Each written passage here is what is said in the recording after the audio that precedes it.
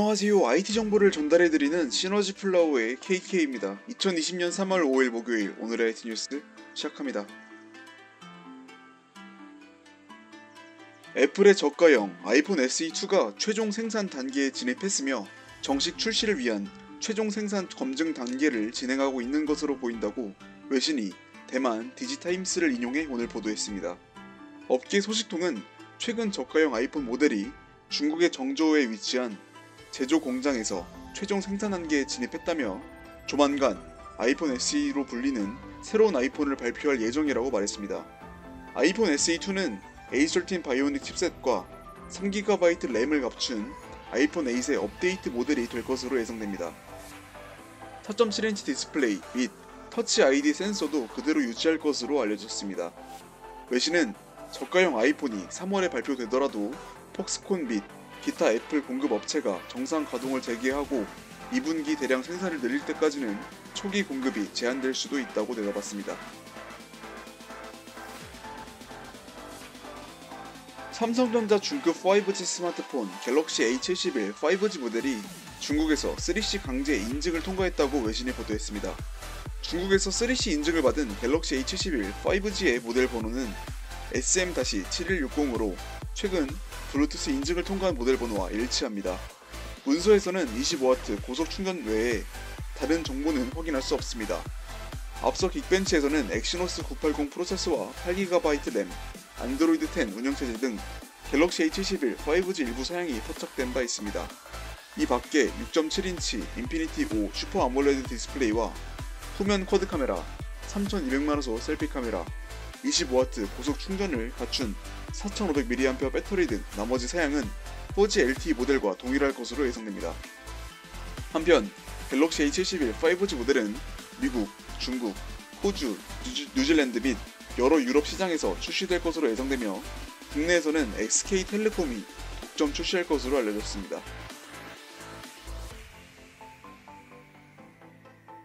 삼성전자 2020년형 갤럭시 A 시리즈 중 일부 라인업에 미디어텍 할리오 P65 칩셋이 탑재될 전망입니다. 오늘 외신은 최근 벤치마크 웹사이트 긱벤치에서 미디어텍 할리오 P65 칩셋을 탑재한 갤럭시 A31이 포착됐습니다. 긱벤치에 따르면 갤럭시 A31은 MT6768V 모델 번호를 가진 미디어텍 할리오 P65 칩셋으로 구동되며 4GB 램을 탑재했습니다. 12나노 공정으로 제조되는 미디어텍 할리오 P65 칩셋은 2개의 코텍스 A75 코어와 6개의 코텍스 A55 코어로 구성되어 있습니다. 벤치마크 점수를 비교했을 때 삼성 엑시노스 9611 SoC 수준의 성능을 보여줍니다. 갤럭시 A31의 다른 사양으로는 64GB 및 128GB 스토리지와 5000mAh 배터리, 500만화소 매크로 카메라와 함께 4800만화소 메인 카메라가 제공될 것으로 알려졌습니다. 한편 삼성의 갤럭시 A41 역시 A31과 동일한 미디어텍 칩셋을 탑재할 것으로 예상됩니다.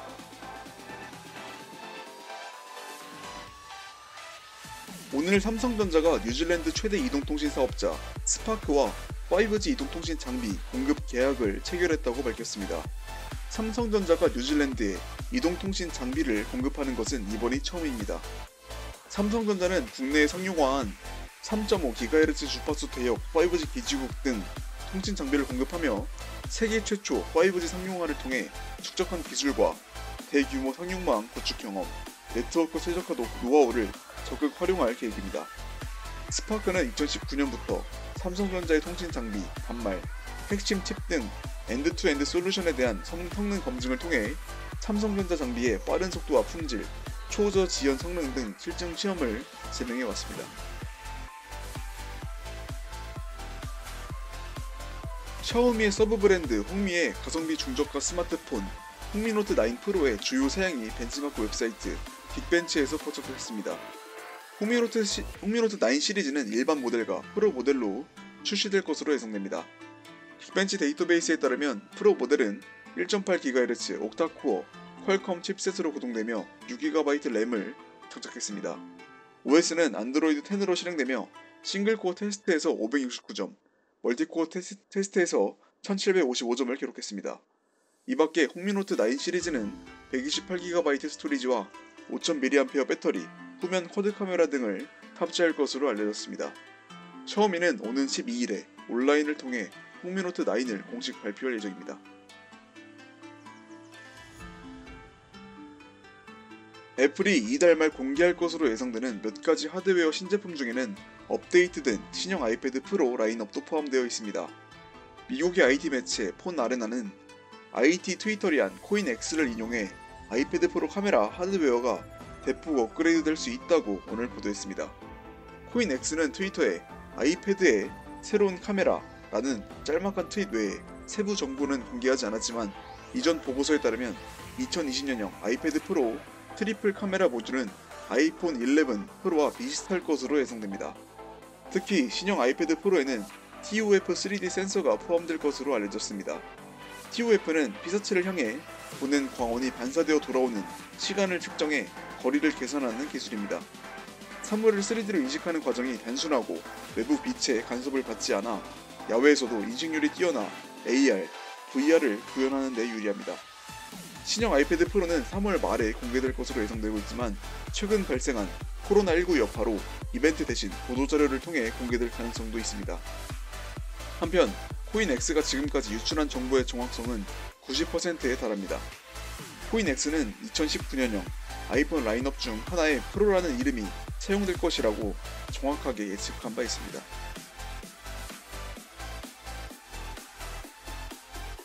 삼성전자의 최신 무선 이어폰 갤럭시 버즈 플러스가 전작보다 더 수리하기 쉬운 것으로 평가됐습니다. 어제 IT기기 수리 전문 사이트 아이픽스잇이 공개한 분해 영상에 따르면 갤럭시 버즈 플러스는 전작과 비슷한 내부 구조를 가졌으며 접착제가 사용되지 않아 분해가 매우 쉬운 것으로 나타났습니다. 또 내부에 탑재된 0.315Wh 배터리는 독일 배터리 업체 바르타가 아닌 중국의 EVE에서 공급한 것으로 확인됩니다.